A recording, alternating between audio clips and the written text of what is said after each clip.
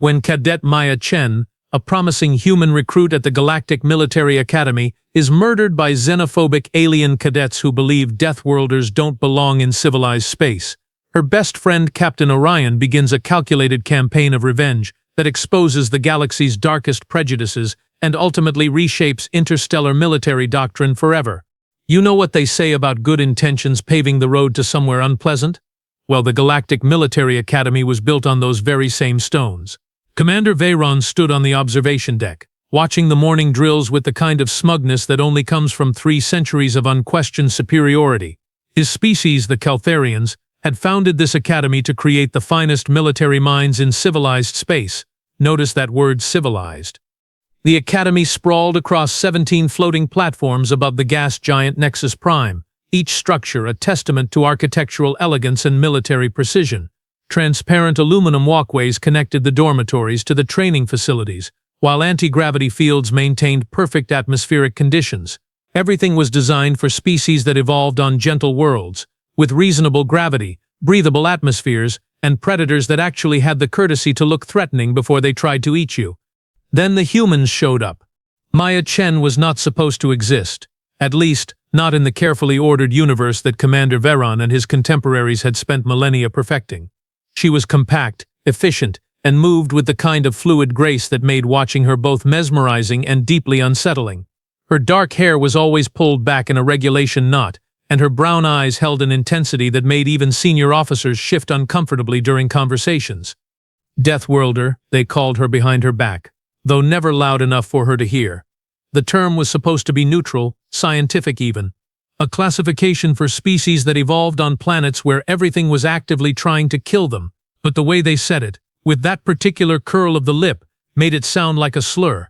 Captain Orion, her closest friend and a fellow outsider from the methane-breathing Zephyrian colonies, found the whole situation hilarious. "Look at them," he would whisper to Maya during formation drills, his voice carrying the slight hiss that came from speaking through atmospheric converters. "They're terrified that you might spontaneously combust or start eating people." Maya would respond with that particular human expression that involved showing her teeth while making her eyes crinkle at the corners. Humans called it smiling. Everyone else called it deeply disturbing. The tension started small, as these things usually do. Cadet Veyron, the commander's nephew and a prime example of genetic privilege, made sure Maya knew she didn't belong. It began with seating arrangements in the mess hall, continued with training partner selections, and escalated to academic sabotage. Nothing overt enough to warrant official attention, but persistent enough to make the message clear. Deathworlders were tolerated, not welcomed. But Maya had this annoying habit of excelling anyway. During combat simulations, while other cadets relied on sophisticated targeting systems and coordinated group tactics, Maya would simply adapt. She moved through obstacle courses designed for species with 4 arms and natural camouflage abilities, somehow managing to outperform them with just 2 arms and reflexes that seemed to operate on pure instinct. Her scores on tactical analysis exams consistently ranked in the top 5%, despite having only been exposed to galactic military doctrine for 18 months. "It's not natural," Sergeant Axel would mutter during officer briefings. The grizzled Altarian had trained elite soldiers for 4 decades and had never seen anything like Maya's performance metrics. She thinks like a predator, but fights like she's being hunted. How does that even work? Lieutenant Rhea, one of the few instructors who actually appreciated Maya's abilities, had a theory. She comes from a world where being second best means being dead. That kind of evolutionary pressure creates a different kind of soldier. This difference became most apparent during the infamous zero-gravity combat exercise in week 23 of the semester. The scenario was simple. Retrieve a data core from a damaged spacecraft while hostile forces attempted to prevent the mission. Most cadets approached it as a puzzle to be solved through superior technology and overwhelming firepower. Maya treated it like a hunting expedition.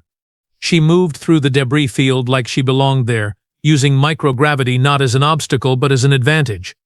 While her teammates struggled with orientation and momentum, she flowed from surface to surface with an economy of movement that was both beautiful and terrifying.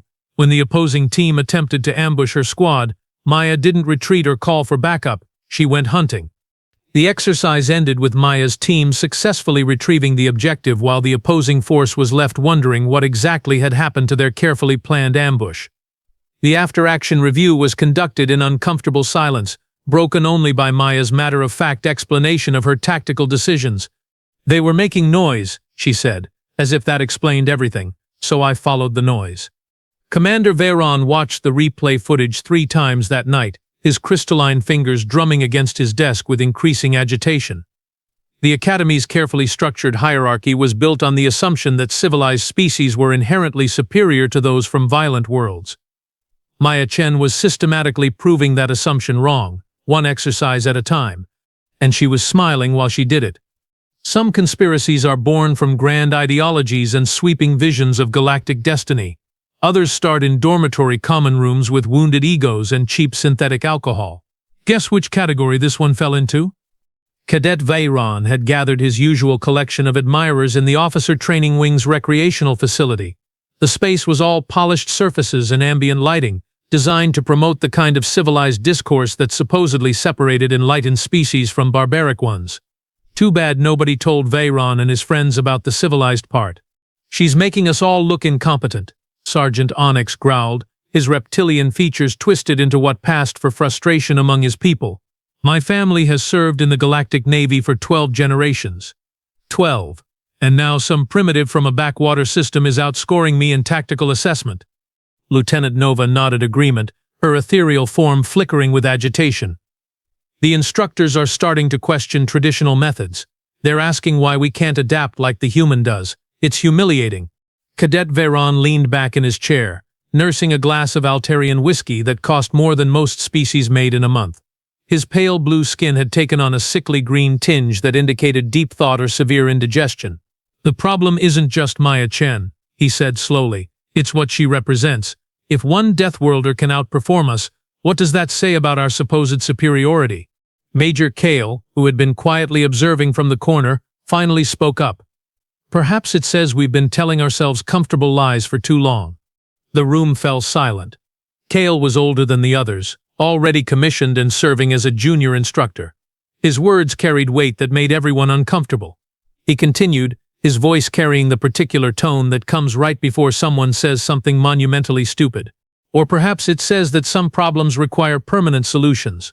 The planning took 3 weeks. They called it Operation Clean Slate, because even genocidal conspiracies need proper administrative nomenclature. The beauty of their scheme lay in its simplicity, a training accident during the advanced wilderness survival exercise. Maya would be partnered with Cadet Veyron's team for a navigation exercise in the Academy's environmental simulation chambers. Equipment malfunctions happened all the time in those chambers. Atmospheric processors failed. Emergency beacons stopped working. Students got lost and never found their way back. Except this time, the malfunction would be carefully orchestrated. The environmental chamber designated Echo 7 was perfect for their needs. It simulated the hostile jungle environment of Kepler 442b, complete with predatory flora, toxic atmospheric conditions, and terrain that could kill an experienced explorer if they made one wrong step. Maya would enter the chamber expecting a routine survival exercise. She would never come out. Captain Orion should have been partnered with Maya for the exercise. They always worked together when possible, their friendship transcending the usual species barriers that plagued the Academy. But convenient schedule changes and administrative oversights ensured that Orion was assigned to a different chamber, far away from Echo 7. "Bureaucratic efficiency," Major Kale explained when Orion questioned the assignment changes. "We're optimizing team compositions for maximum learning potential." Maya entered Echo 7 at 0800 hours on a Tuesday morning, carrying standard survival gear and wearing the confident expression that had irritated so many of her classmates. She was expecting to spend 6 hours navigating hostile terrain, demonstrating the adaptability that had made her famous among the faculty. Instead, she walked into an execution chamber designed by people who had mistaken cruelty for strength. The atmospheric processors had been sabotaged to flood the chamber with concentrated toxins 30 minutes into the exercise. The emergency communication system had been disabled. The exit protocols had been overridden, leaving only one way out, a maintenance shaft that required security codes Cadet Veyron's team controlled. Maya realized something was wrong when the air started burning her lungs. By then it was too late. The toxins were designed to be especially lethal to human physiology, attacking the respiratory system with ruthless efficiency. She had perhaps 10 minutes of consciousness left and no way to call for help. But Maya Chen was from a Deathworld, and Deathworlders don't die quietly. She used those 10 minutes to leave a message, not a plea for help or a tearful goodbye, but something far more dangerous: evidence. Using her survival knife, she carved names into the chamber's metallic wall: Veyron, Onyx, Nova, Kale. Each letter was precise, deliberate, and formed with the kind of clarity that comes from someone who knows they're about to die.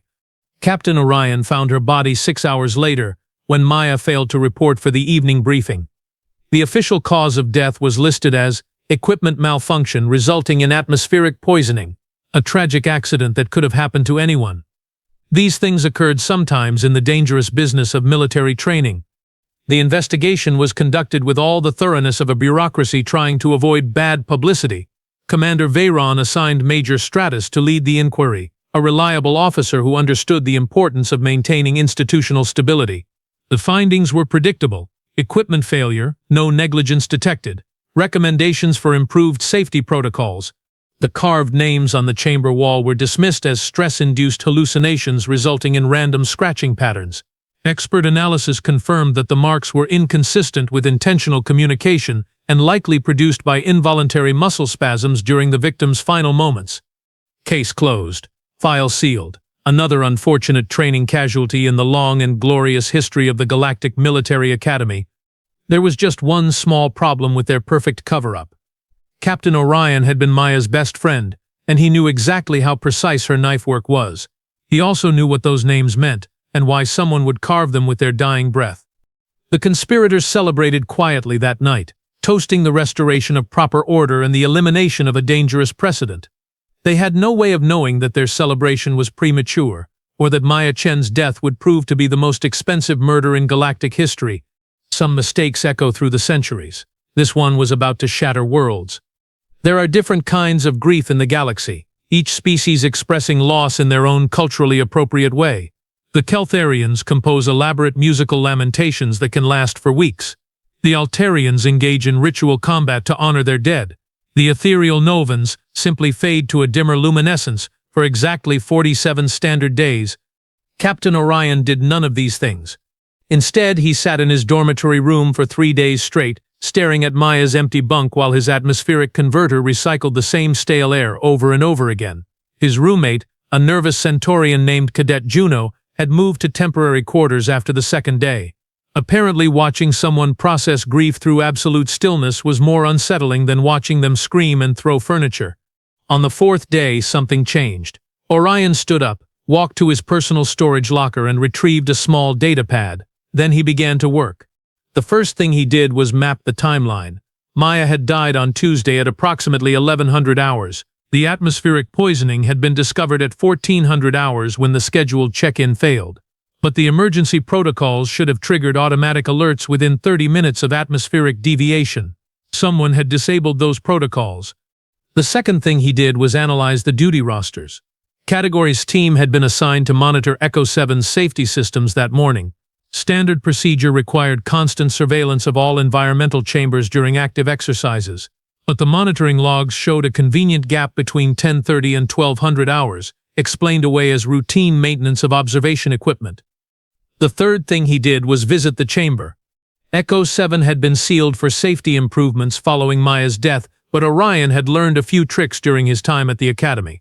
Security systems designed by civilized species for civilized students weren't particularly effective against someone who had grown up in the methane storms of Zephyr Prime. Lockpicking was just another survival skill where he came from. The chamber still smelled like death and disinfectant. Maya's blood had been cleaned from the floor, but the scratches on the wall remained. Orion ran his fingers over the carved names, feeling the precise depth and angle of each letter. Maya had always been methodical. Even when she was dying, she had left him a message written in metal and desperation. That's when grief transformed into something far more dangerous. Orion spent the next 2 weeks becoming a student of the Academy's power structure. He attended every social gathering, every study group, every informal meeting where cadets gathered to complain about their instructors. He listened to conversations, memorized relationships, and quietly cataloged every prejudice and alliance that shaped daily life at the Academy. What he found was worse than simple murder. Maya's death wasn't an isolated incident born from personal hatred. It was the culmination of a systematic campaign to eliminate Deathworlder influence from military leadership. The conspiracy reached far beyond Cadet Baran's circle of admirers, extending into the faculty and even the Academy's administrative structure. Lieutenant Rhea was the first person he approached. She had always appreciated Maya's abilities, and her expression when Orion mentioned the carved names told him everything he needed to know. She had suspected something was wrong with the official investigation, but had lacked the evidence to challenge it.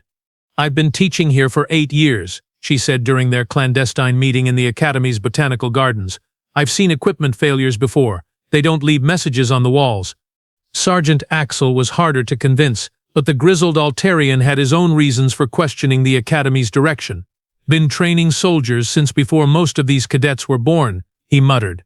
"Seen real warriors and pretty parade boys. Maya was the genuine article. Someone wanted her gone." The breakthrough came when Orion gained access to communication logs through a helpful junior technician named Officer Zayden. The Andromedan had always been fascinated by human technology and was eager to help when Orion claimed to be researching interspecies communication protocols for his thesis.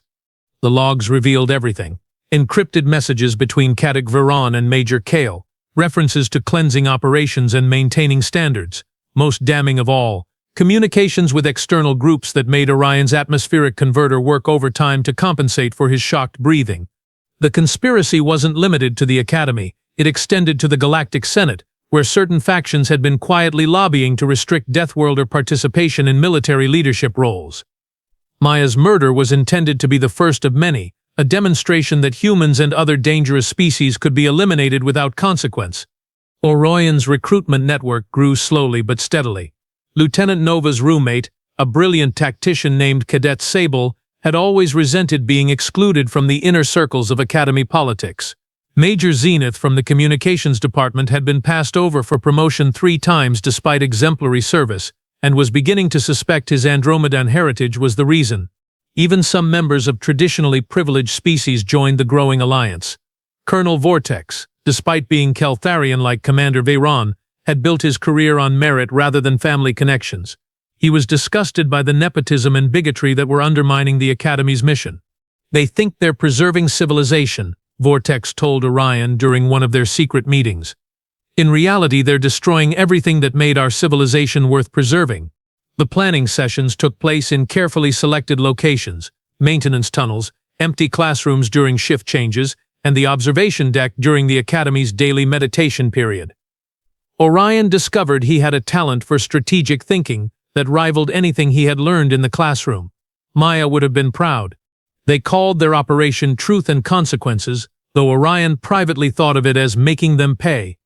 The plan was elegant in its simplicity: expose the conspiracy through their own communication networks, using their documented evidence to destroy the careers and reputations of everyone involved.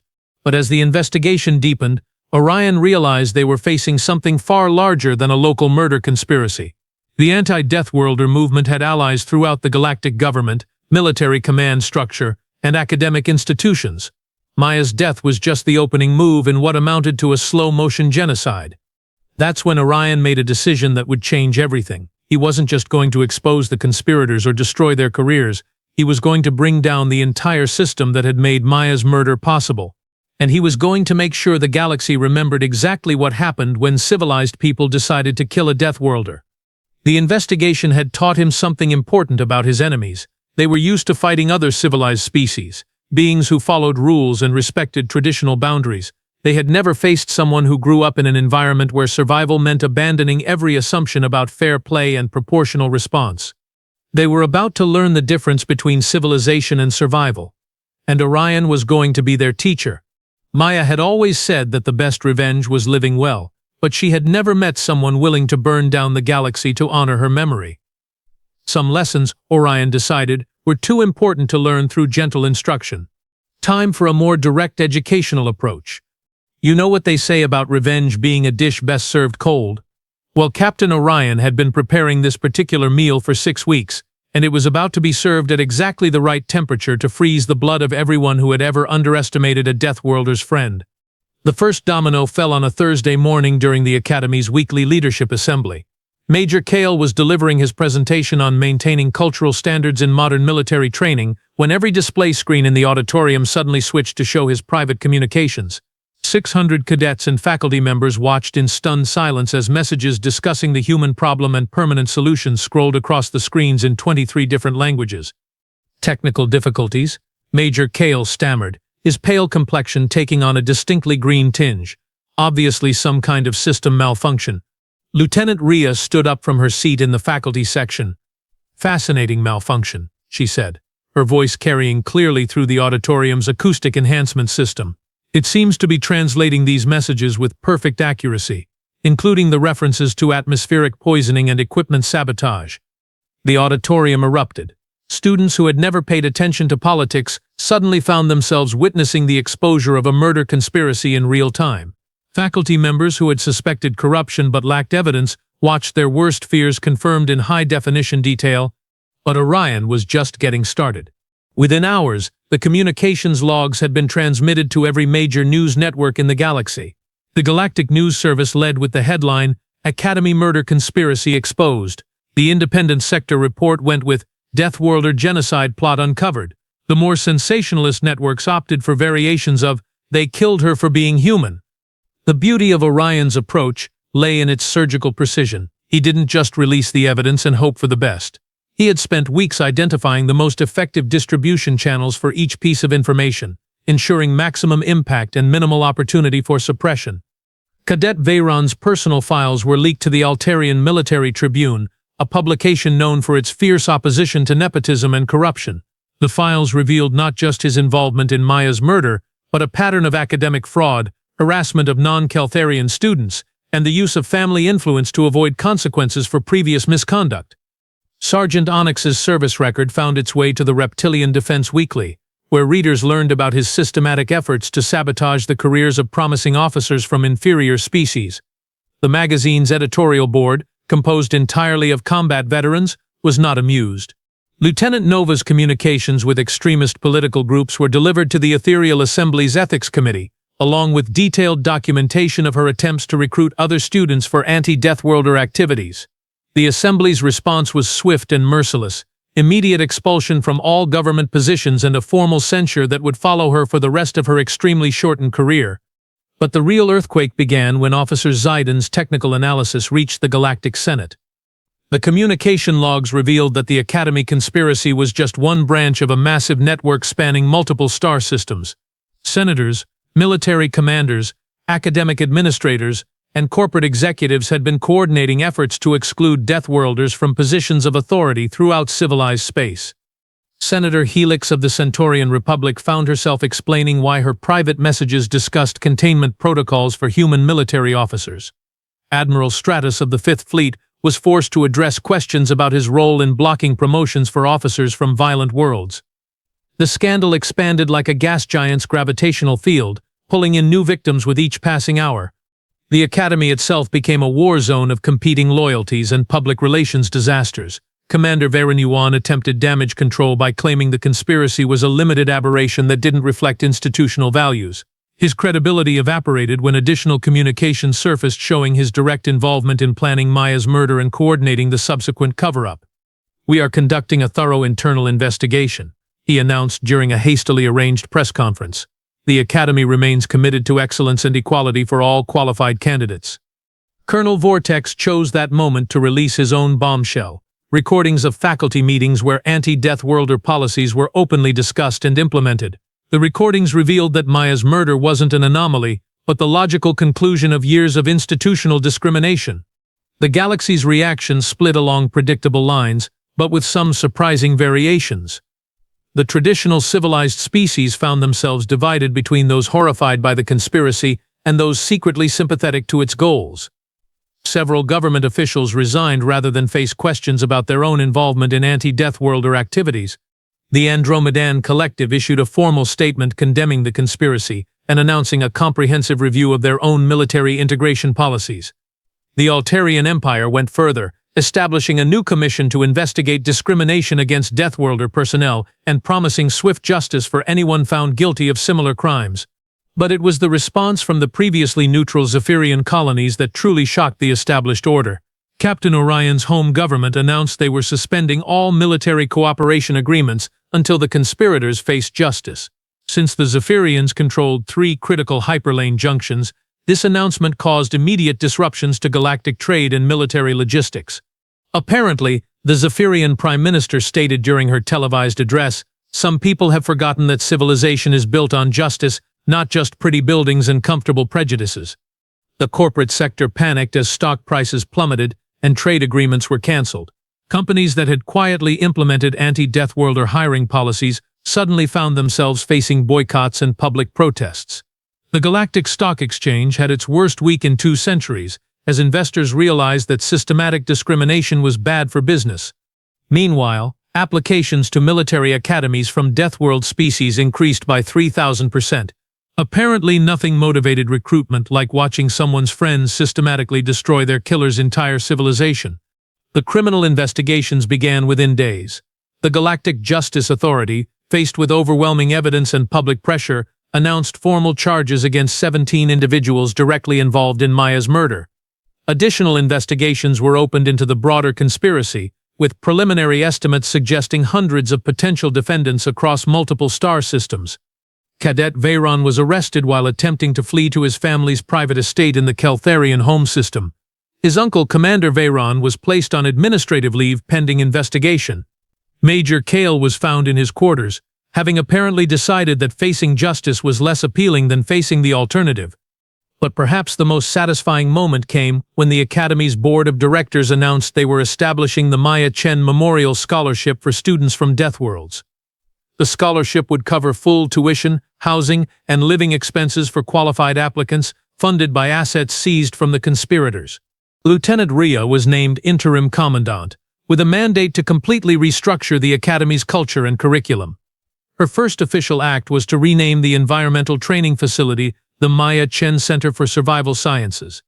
Sergeant Axel took over the tactical training program and immediately implemented Maya's innovative approaches as standard curriculum. "If you can't learn from the best," he told his students, "then you don't deserve to graduate." As the dust settled and the investigations continued, one thing became clear to observers throughout the galaxy. The comfortable assumptions that had governed interstellar relations for millennia were crumbling. The idea that civilized species were inherently superior to those from dangerous worlds had been exposed as not just wrong but catastrophically expensive to maintain. Captain Orion watched the chaos unfold from his new position as special advisor to the Galactic Military Reform Commission. He had accomplished something unprecedented. He had used the enemy's own systems against them, turning their networks of privilege and corruption into instruments of their destruction. Maya would have appreciated the irony. Her killers had tried to eliminate a Deathworlder to preserve their version of civilization. Instead, they had triggered the rise of someone far more dangerous than Maya had ever been, a Deathworlder's friend with nothing left to lose, and a talent for strategic thinking.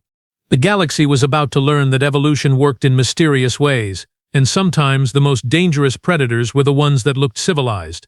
News traveled fast in the galaxy, but bad news traveled at light speed with express shipping and priority handling. By the time Earth's government received the complete files on Maya Chen's murder and the subsequent conspiracy, the Sol System Defense Council had already been in emergency session for 18 hours straight. The initial reaction was exactly what you'd expect from a species that had spent the last 50,000 years perfecting the art of turning their neighbors into historical footnotes. Earth's Prime Minister, a deceptively soft-spoken woman named Sarah Mitchell, delivered a statement that was a masterpiece of diplomatic understatement wrapped around a core of pure titanium. "The Terran Federation is deeply concerned by the systematic persecution of our citizens in galactic institutions," she said, standing behind a podium that bore the Earth's insignia, a blue marble suspended in the void, with the motto Per Aspera ad Astra gleaming beneath it. "We will be taking appropriate measures to ensure the safety and fair treatment of all human personnel serving in interstellar organizations." Diplomatic translation: "You killed one of ours. We're about to remind you why that was a mistake." The first appropriate measure arrived at the Galactic Military Academy exactly 72 hours later in the form of Admiral Cypher and her staff of 27 military advisors. The Admiral was a compact woman with gray hair, calm eyes, and the kind of easy smile that made experienced soldiers check their weapons and review their life insurance policies. "We're here to assist with the Academy's transition to more inclusive policies," she explained to the hastily assembled faculty and staff. "Think of us as consultants, very well-armed consultants with extensive experience in organizational restructuring. The consultants immediately set about demonstrating exactly what Earth had been doing with its military development during humanity's brief but eventful membership in galactic civilization. The results were educational, in the way that natural disasters were educational, memorable, traumatic, and likely to influence future policy decisions. The first demonstration took place in the Academy's primary tactical simulation chamber. Admiral Sci-Fi selected 12 volunteers from the senior faculty to participate in a friendly training exercise against 6 of her human advisors. The scenario was simple: capture and hold a fortified position against enemy forces. What followed was less a military exercise than a comprehensive education in the differences between theoretical knowledge and practical application. The faculty team, composed of decorated veterans from 6 different species, approached the problem with traditional tactics, coordinated advances, overwhelming firepower, and careful adherence to established military doctrine. The human team approached it like they were hunting dangerous prey that happened to be shooting back. Within 30 minutes, the faculty team had been systematically eliminated through a combination of psychological warfare, unconventional tactics, and the kind of creative interpretation of rules that made lawyers weep. The humans had used the simulation's environmental hazards as weapons, turned the enemy's communication systems against them, and generally demonstrated that survival instincts trumped military theory every single time. How did they do that? Colonel Vortex asked during the post-exercise briefing, staring at tactical displays that looked more like abstract art than military operations. They ignored everything you taught them about proper engagement protocols, Admiral Sci-Fi replied cheerfully. Turns out that formal military doctrine isn't particularly effective against people who learn to fight by staying alive on a planet that considers everything else a potential snack. The second demonstration was even more unsettling. The humans were asked to review the Academy's standard curriculum for tactical training and provide recommendations for improvement. Their report, delivered 48 hours later, was a diplomatic catastrophe wrapped in academic language. Current training protocols appear optimized for conflicts between similarly equipped forces operating under mutually agreed-upon limitations, the report stated. This approach may prove inadequate when facing opponents who prioritize victory over adherence to conventional warfare principles. Translation: You're teaching them to fight each other, not to win wars. The recommendations that followed read like a complete repudiation of everything the Academy had taught for the past 3 centuries. Humans suggested replacing parade ground formations with small unit tactics. They recommended trading formal dueling protocols for instruction in psychological warfare. Most shocking of all, they proposed that cadets learn to use their environment as a weapon rather than simply fighting within it. These recommendations are highly irregular, Major Stratus protested during the faculty review session. Military science has evolved beyond such primitive approaches to warfare. Lieutenant Commander Sable, one of Admiral Sci-Fi's advisors, responded with the kind of patient tone normally reserved for explaining basic concepts to small children. With respect, Major, your definition of evolution assumes that all warfare takes place between civilized opponents who agree to follow the same rules. That assumption becomes problematic when your enemies don't share your commitment to civilized behavior. The demonstrations continued for 2 weeks, each one more educationally traumatic than the last. Human advisors consistently outperformed Academy instructors in every category of military training, from individual combat skills to large-scale strategic planning. More importantly, they did it while making everything look easy. Word of the demonstrations spread through the galactic military community like a virus through a space station's life support system. Fleet commanders who had spent decades building their reputations on tactical brilliance suddenly found themselves questioning everything they thought they knew about warfare. The Keltharian Third Fleet conducted their own evaluation exercises against human military advisors. The results were classified, but rumors suggested that the humans had disabled the fleet's command structure within 6 hours, using nothing but standard communications protocols and creative thinking. The Altarian Empire's most elite Special Forces unit requested joint training exercises with Earth's military. The training was suspended after 3 days, when it became clear that the Altarians were learning more about fear than they were about tactics. The corporate sector's reaction was swift and predictable. Defense contractors immediately began bidding for exclusive rights to human military consultation services. Stock prices for companies specializing in conventional weapons systems plummeted, as investors realized that the entire industry might need to be rebuilt from the ground up. But the real impact was political. Governments throughout civilized space began quietly reviewing their policies toward Deathworld species, recognizing that systematic discrimination might have some unexpected drawbacks. The Centaurian Republic established a new ministry dedicated to Deathworlder relations. The Andromedan Collective announced a comprehensive reform of their military integration policies. Even the traditionally isolationist species began reconsidering their positions. The ethereal Novans, who had spent millennia avoiding contact with violent species, suddenly expressed interest in cultural exchange programs with Earth. Apparently, the prospect of being defenseless against people who could turn a diplomatic reception into a tactical advantage was more terrifying than philosophical contamination. The Galactic Senate hastily passed the Interspecies Military Cooperation Enhancement Act, which was legislative code for "Please don't let the humans get angry at us." The act established new oversight mechanisms for military academies, created legal protections for Deathworlder personnel, and allocated substantial funding for cross-cultural military education programs. But perhaps the most significant change was psychological. The comfortable assumption that civilized species were inherently superior to their Deathworld cousins had been replaced by a growing awareness that evolution was a more flexible concept than anyone had previously imagined. Admiral Cypher summarized the new reality during her final briefing to the Academy's leadership. "Civilization is an admirable achievement," she said, her tone conversational and her eyes absolutely cold. "But it's not a natural law. It's a choice that species make when they feel safe enough to afford it. The moment you threaten that safety, you discover that civilization is actually a very thin layer painted over some very old instincts." She paused, allowing her words to sink in before delivering the final lesson. "Maya Chen died because you forgot that Deathworlders don't stay civilized when civilization fails them. We revert to the behavior patterns that kept our ancestors alive long enough to develop civilization in the first place.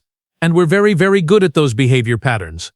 The galaxy had received its education. The tuition had been paid in careers, reputations, and political stability, and everyone involved had learned the same fundamental lesson: never kill a Deathworlder unless you're prepared to deal with their friends. Because Deathworlder friends don't just mourn, they adapt, and they remember. Justice, as it turns out, moves much faster when the alternative is having very angry humans redesign your entire military doctrine from scratch. The trials of Maya Chen's conspirators began 6 months after her death, and concluded with the kind of efficiency that would have impressed even the most cynical bureaucrat. The proceedings were held on Nexus Prime, in the same system where Maya had died. The choice of venue was deliberate. Everyone involved would be reminded daily of exactly why they were there. The courtroom was packed with representatives from 47 different species, news correspondents from every major network, and enough security personnel to invade a small moon. Cadet Veyron, looking considerably less arrogant than he had during his academy days, was the first to face judgment. His defense strategy consisted mainly of blaming his actions on cultural misunderstandings and institutional pressure. The prosecution's response was to play recordings of him planning Maya's murder with the same enthusiasm most people reserved for organizing birthday parties. The defendant, Prosecutor General Azara, stated during her closing argument, didn't kill Maya Chen because of cultural differences. He killed her because she represented everything he feared about his own inadequacy.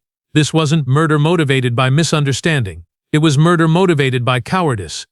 The verdict was unanimous, guilty on all counts. The sentence was life imprisonment without possibility of parole, to be served on a penal colony where the guards were recruited exclusively from Deathworld species. Apparently, the Galactic Justice Authority had developed a sense of irony. Major Kale's trial was shorter, mainly because he had decided to plead guilty in exchange for a reduced sentence. His cooperation led to additional arrests throughout the military hierarchy, including 3 admirals, 7 generals, and enough middle-ranking officers to staff a small fleet. The anti-Deathworlder conspiracy had been larger and more systematic than anyone had initially realized. Commander Veyron's trial became the most watched legal proceeding in galactic history. His position as Academy Commandant made him personally responsible for the institutional culture that had enabled Maya's murder. More importantly, his family connections meant that his conviction would send a message to every aristocratic family in civilized space. Nepotism would no longer protect them from consequences. Power, Judge Lyra observed during sentencing, comes with responsibility. When you use that power to enable murder, you become complicit in the crime. This court sentences you to 30 years imprisonment and permanent disbarment from military service. May your fall serve as a warning to others who mistake privilege for immunity. The trials produced more than just criminal convictions. They generated a comprehensive record of systematic discrimination that reformers used to reshape galactic institutions. The evidence revealed patterns of prejudice so pervasive that entire government departments had to be restructured. The Galactic Military Academy underwent complete transformation. The old curriculum, based on centuries of tradition and aristocratic privilege, was replaced with merit-based training that emphasized practical skills over theoretical knowledge.